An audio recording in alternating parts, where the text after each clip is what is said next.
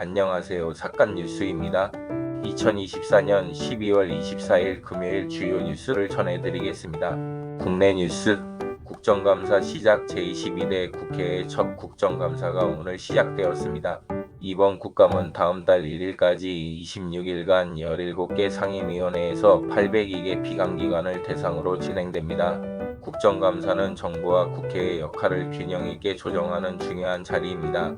특히 이번 국감은 제22대 국회의 첫 번째라는 점에서 주목할 필요가 있습니다.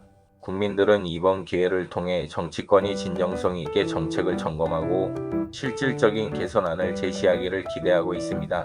하지만 매년 반복되는 정쟁 위주의 공방전이 되지 않도록 성숙한 토론 문화가 필요합니다.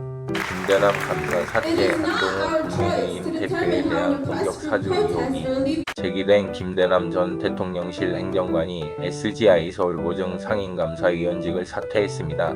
그는 오늘 오전 사직서를 제출했습니다. 김대남 감사의 사퇴는 최근 논란이 된 공격 사주 의혹과 관련된 정치적 압박에서 비롯된 것으로 보입니다. 사태 자체가 사건의 진위를 가릴 수 있는 것은 아니므로 철저한 진상규명이 중요합니다. 특히 정치적 중립성과 공정성을 둘러싼 국민들의 신뢰를 회복하기 위해 투명한 조사가 뒤따라야 할 것입니다. 날씨 오늘 아침 서울 기온이 9.7도로 올가을 들어 가장 쌀쌀한 날씨를 기록했습니다. 내일은 전국에 비가 예상되며 비가 그친 후 목요일 아침 기온이 6도까지 떨어질 것으로 보입니다. 오늘의 기온은 계절의 변화를 실감케 합니다. 날씨가 갑자기 추워지면서 건강관리에 신경 써야 할 시점입니다. 특히 내일 전국적으로 비가 내리고 이후 기온이 크게 떨어진다고 하니 겨울철 대비를 서두르는 것이 좋겠습니다.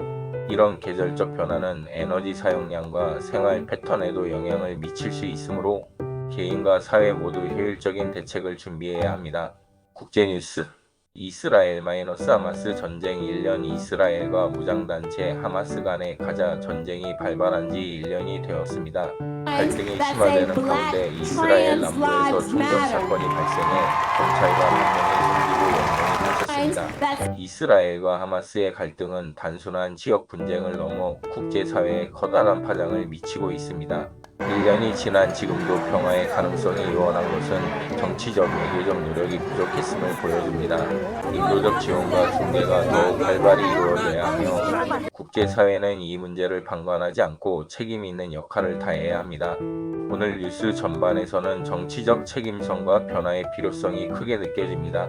국내외 모두에서 투명한 정책 결정, 성숙한 정치 문화, 그리고 실질적인 문제 해결 능력이 중요한 화두로 떠오르고 있습니다. 국민과 국제사회가 원하는 것은 표면적인 대응이 아닌 실질적이고 진정성 있는 노력일 것입니다. 이상 오늘의 주요 뉴스였습니다. 구독과 좋아요, 알림 설정은 저에게 큰 힘이 됩니다. 다음에 또 만나요. 제발 뿅.